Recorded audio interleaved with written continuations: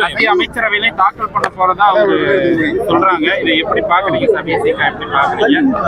எல்லாமே எதிர்கட்சிகளும் எந்த அளவுக்கான ஒரு தேசிய அளவில் ஒரு சலசலப்பை ஏற்படுத்துவதற்கு பாஜக முயல்கிறது.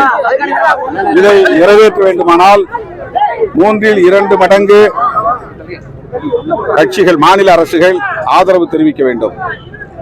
அதற்கு வாய்ப்பு மிக குறைவு. ஒரே நாடு ஒரே தேர்தல் என்கிற இந்த கோட்பாடு என்பது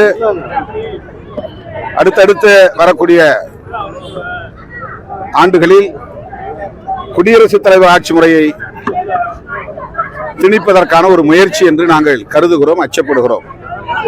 இது குறித்து ஏற்கனவே குடியரசுத் தலைவர் திரு ராம்நாத் கோவிந்த் அவர்களை நேரிலே சந்தித்து ஒரே நாடு ஒரே தேர்தல் முறையை கைவிட வேண்டும், அதை நடைமுறைப்படுத்துவதற்கு அனுமதிக்க கூடாது என்று நாங்கள் மனு கொடுத்திருக்கிறோம் விடுதலை சிறுத்தைகள் கட்சியின் சார்பில். ஆகவே இதை நாங்கள் எதிர்க்கிறோம்.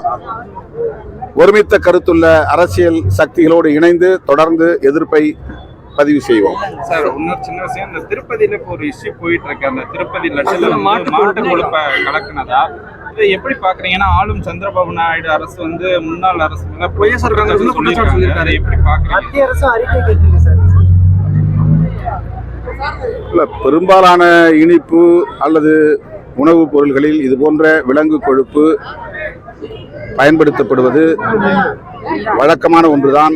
உலகம் முழுவதும் இது நடைமுறையில் இருக்கக்கூடிய ஒன்றுதான். இதையும் அரசியலாக்குவது ஏன் என்று தெரியவில்லை. அதில் விலங்கு கொழுப்பு இருக்கக்கூடாது அல்லது மாட்டு கொழுப்பு இருக்கக்கூடாது என்றால் அதற்குரிய வழிகாட்டுதலை செய்து இனி வருங்காலங்களில் அவ்வாறு இல்லாமல் பார்த்துக் கொள்ள வேண்டும். செய்திகளை உடனுக்குடனும் துல்லியமாகவும் தெரிந்து கொள்ள சப்ஸ்கிரைப் பண்ணுங்க.